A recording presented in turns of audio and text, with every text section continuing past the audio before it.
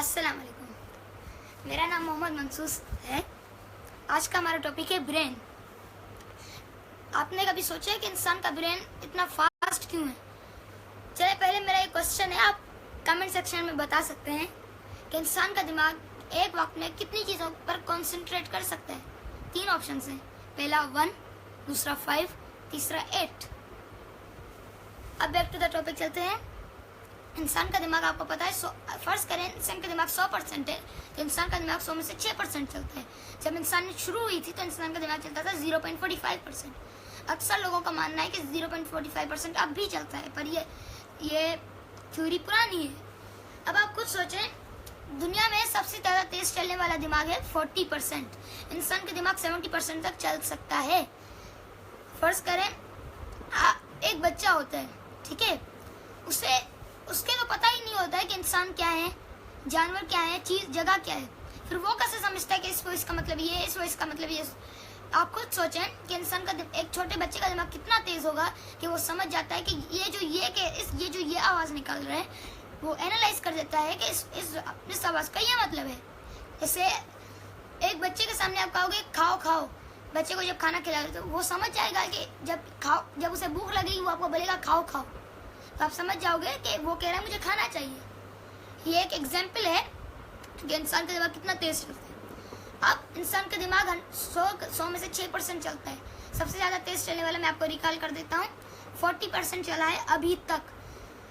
आप फर्ज करें आप एक पेड़ के नीचे बैठे हैं, आपको ग्रेविटी नाम की कोई चीज़ नहीं है, आपके ऊपर सेब गिरा है, आपको पता है खाने की चीज़ है, आप क्या करेंगे?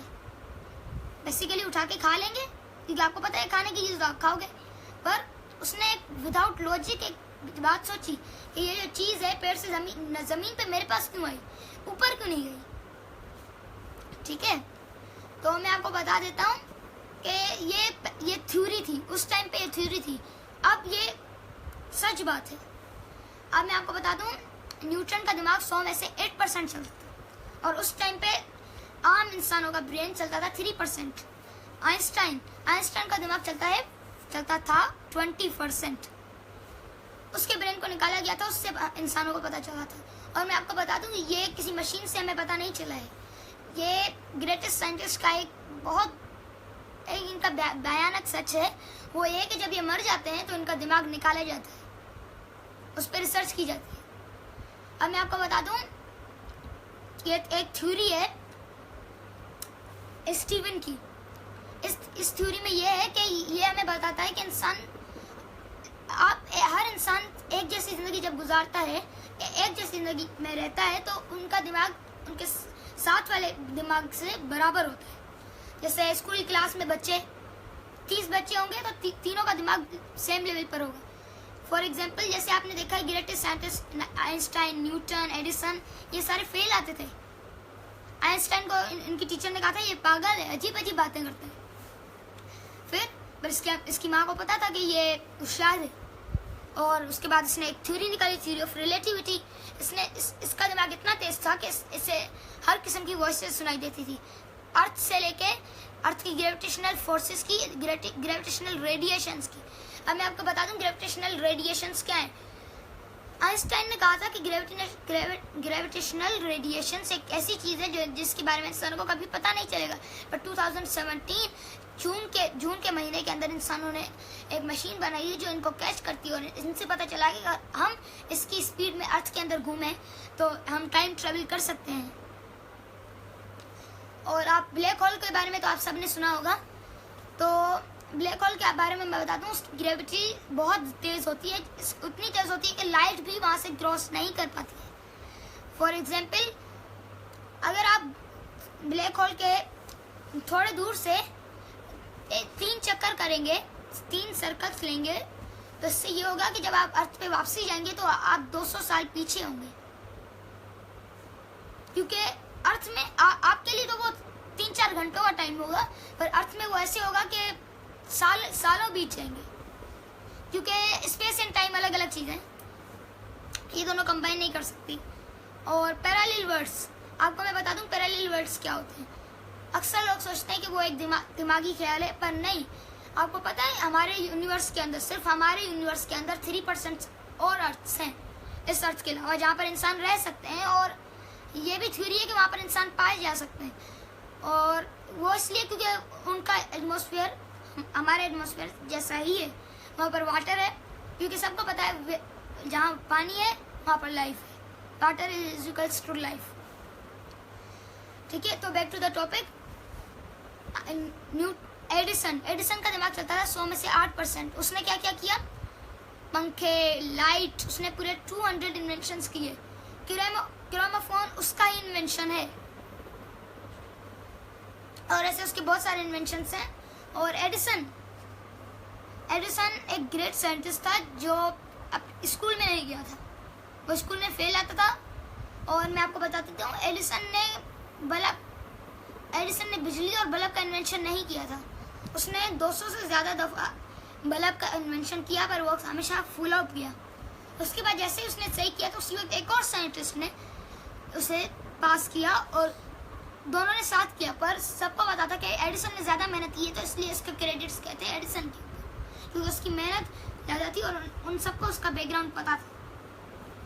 तो उन दोनों ने एक साथ ही किया था। तो सिर्फ ये एडिसन पे ही नहीं है, एक और साइंटिस्ट था जिसने भी ये काम किया था, पर एडिसन को इस बारे में पहले पता चला था, क्योंकि उसका दिमाग तेज चलता था।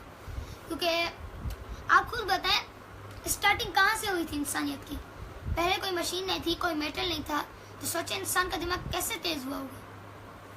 0.45% ब्रेन्स के लोग अभी भी हैं, पर वो उन्हें हम कहते हैं एबनॉर्मल, क्योंकि वो हमारे एटमॉस्फेयर में नहीं रह सकते। और मैं आपको बता देता हूँ, Einstein one of the greatest scientist, world's 3rd smartest person. इसकी थ्योरी है थ्योरी ऑफ रिलेटिविटी। इसने इंसानों को टाइम ट्रेवल के बारे में बताया है। ये थ्योरी आपको पढ़नी चाहिए। मैं आपको बता दूं, ये दूसरे इंसानों को कंट्रोल कर सकता है, और इसमें इतनी पावर है कि ये सिग्नल्स को, वो सिग्नल्स जैसे मीडिया के सिग्नल्स, वाईफाई के सिग्नल्स, रेडियो सिग्नल्स, इन सब को वो कंट्रोल कर सकता है। उसकी ये पावर है। और मैं आपको बताता हूँ, जब इंसान का दिमाग 40% तक जाता है, तब वो दूसरे इंसान को कंट्रोल कर सकता है, क्योंकि ब्रेन की दूसरे ब्रेन से हमेशा लड़ाई रहती है। For example jealousy. ठीक है, तो ये ऐसे ही हर दिमाग की दूसरे दिमाग से लड़ाई होती है।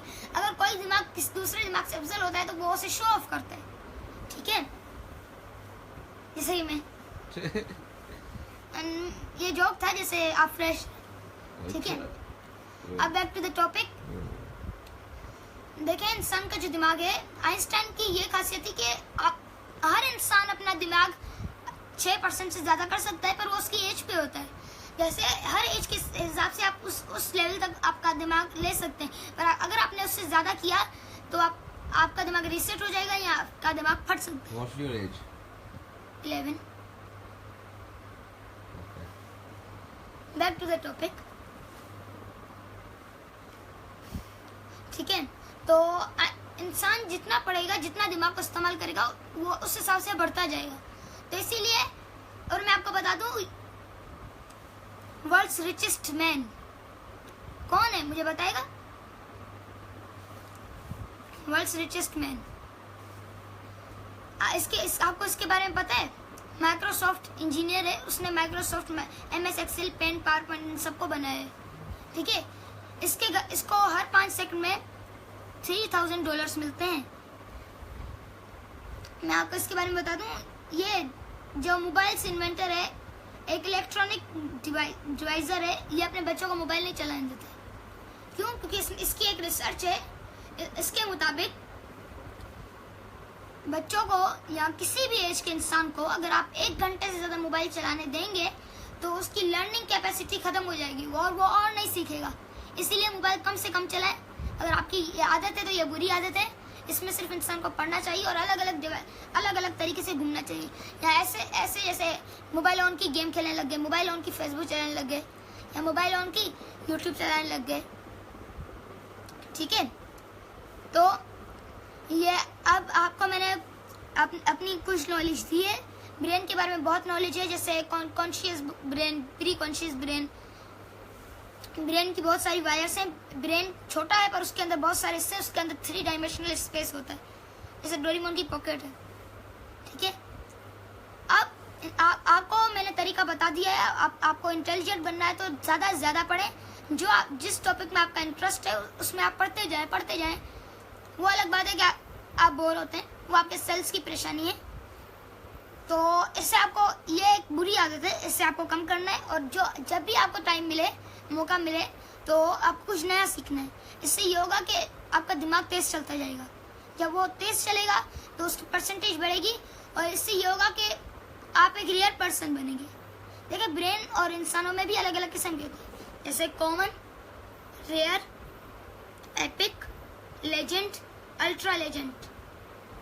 अल्ट्रा लेजेंड अभी तक कोई भी नहीं बना है। अगर आपको बनना है तो ये आपका मौका है। Thank you. अल्लाह हाफिज़।